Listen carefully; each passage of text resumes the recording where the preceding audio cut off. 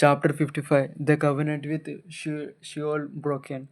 God said to the people of Israel in Isaiah 20th chapter 18th verse, "Your covenant with death will be annulled, and your agreement with Sheol will not stand." When the government of Israel signs a peace treaty with the Antichrist for 70 years, God calls it the covenant with death and agreement with Sheol. God also foretold that the unholy covenant will not stand and that it will be annulled and broken. That is what will happen after the resurrection and ascension of the two witnesses. Just before the sounding of the trumpet, the times of the Gentile salvation will be closed, and then the two Jewish Christian prophets in Jerusalem will be killed by the Antichrist and be resurrected and caught up to heaven after 3.5 days. At this juncture, the Antichrist will be free to execute his evil plans because the two witnesses are no more on earth. That is when he will expose his true colors as a traitor and deceiver. The book of Daniel tells us that he will make a covenant with many in Israel for 1 week, 7 years. But for half of the week he shall put an end to sacrifice and offering. We have learned earlier in this book that the Antichrist, the world dictator, will make a special covenant and peace treaty with the nation of Israel, giving them a special place of prominence and special privileges and making them almost autonomous.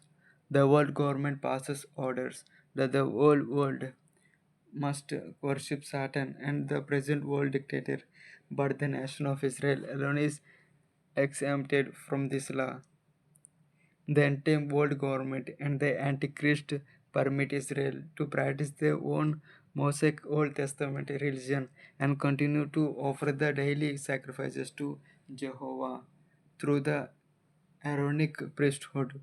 But in the middle of the week, after the rapture of the two witnesses, the Antichrist will break the covenant he made with Israel.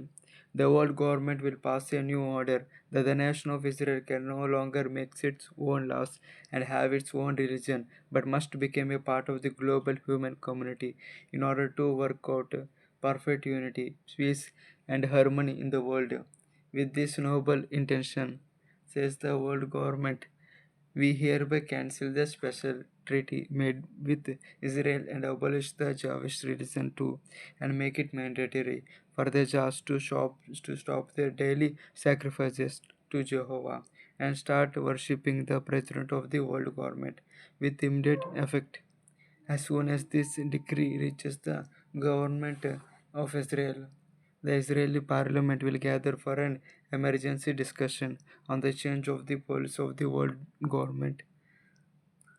Then the Knesset of Israel will unanimously withdraw their allegiance to the world government and declare that the old dictator is no longer accepted as the Messiah. When the Israeli government makes this official announcement, the Antichrist becomes furious and attacks Israel with his army. The Antichrist shall straightway march to the temple at Jerusalem and return the holy place and order that the daily sacrifices and oblation must be stopped immediately and declares that he himself, the Antichrist, is the only God to be worshipped. He set up his own image in the temple in Jerusalem and orders that all the sacrifices must be offered to himself. That is the Antichrist. This is what the 11th chapter of the book of Daniel tells us. Forces from him shall appear and profane the temple and fortress and shall take away the regular burnt offering, and they shall set up the abomination that makes desolate. The church of Jesus Christ shall be every much on earth, and see the literal fulfillment of Daniel 9 chapter 31 verse. There shall be no rapture until this incident happens literally, because this is the